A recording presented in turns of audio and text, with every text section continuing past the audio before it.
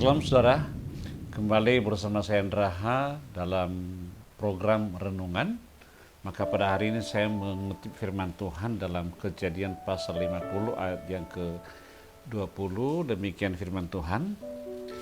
Memang kamu telah merekarekakan yang jahat terhadap aku, tetapi Allah telah merekarekakannya untuk kebaikan dengan maksud melakukan seperti yang terjadi sekarang ini, yakni memelihara hidup suatu bangsa yang besar.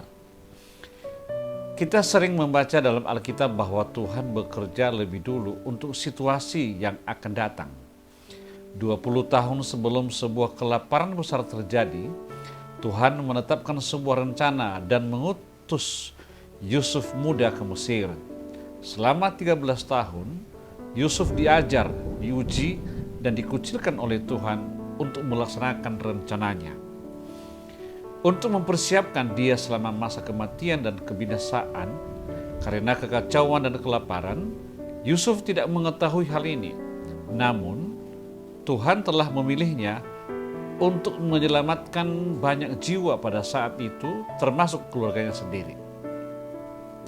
Sama seperti Tuhan mengucilkan Yusuf untuk suatu tugas khusus, demikian juga Tuhan memisahkan sekelompok orang Kristen saat ini. Kelompok ini seperti dalam kehidupan Yusuf, juga dalam masa ujian dan perjuangan besar, sehingga mereka akan semakin mengenal akan suara gembalanya yang baik.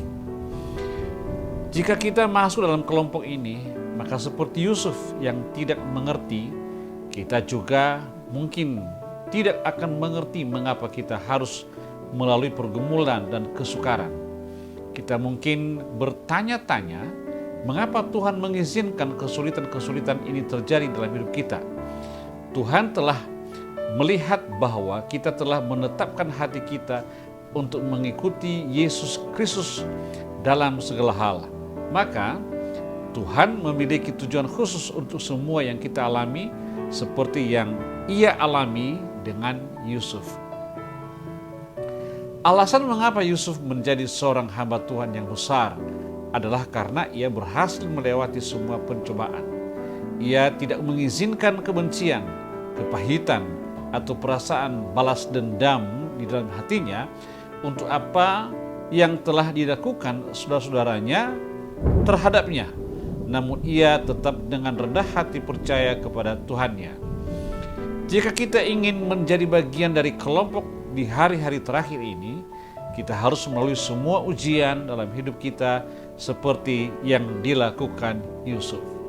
Jadi pesan saya kepada saudara, apapun yang terjadi dalam setiap kehidupan kita, jangan pernah merasa itu hal negatif, tapi jadikan itu sebagai suatu hal yang positif untuk mendapatkan hal yang lebih baik daripada yang sebelumnya. Terima kasih, Tuhan Yesus memberkati kita semua. Semoga renungan ini bermanfaat dan memberikan suatu penguatan kepada saudara.